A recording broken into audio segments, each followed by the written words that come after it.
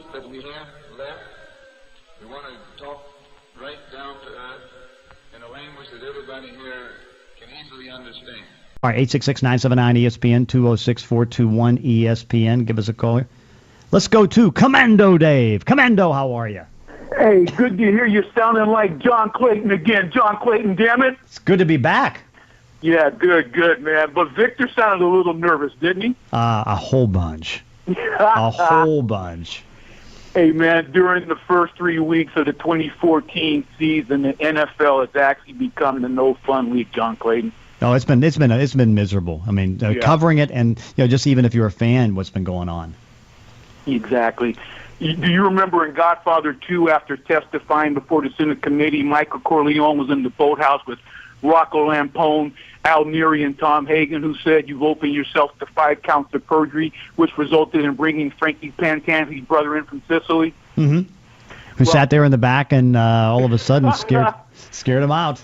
Exactly. Well, man, after his press conference where he came off like Willie Chi-Chi, as we speak, isn't Roger Goodell huddled up with his equally scary henchmen trying to figure out whose brother to bring in and where is Hyman Roth?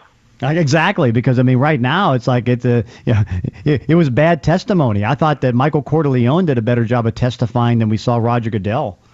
This is what I'm saying, and I know this all sounds crazy, but I wouldn't be saying this if the commissioner of the NFL didn't continue to sound crazier, John Clayton. I mean, what was your points that you did not like?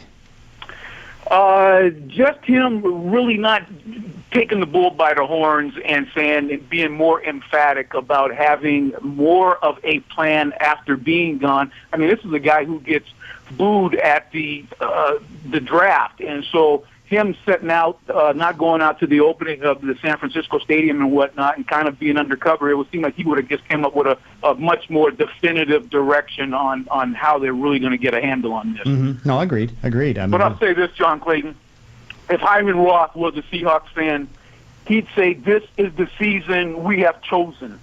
And as historically unfortunate as the start of the 2014 season has been, and I'm praying the best for all the families, more to the point, it's the season that chose the Seattle Seahawks fans as the most exciting ever because our team is the defending Super Bowl champ. So on to the Seahawks, John Clayton. And with the disappointing Week 2 loss in San Diego against the Chargers, didn't the Seahawks set a record for the all-time shortest Jim Moore Fantasy Island?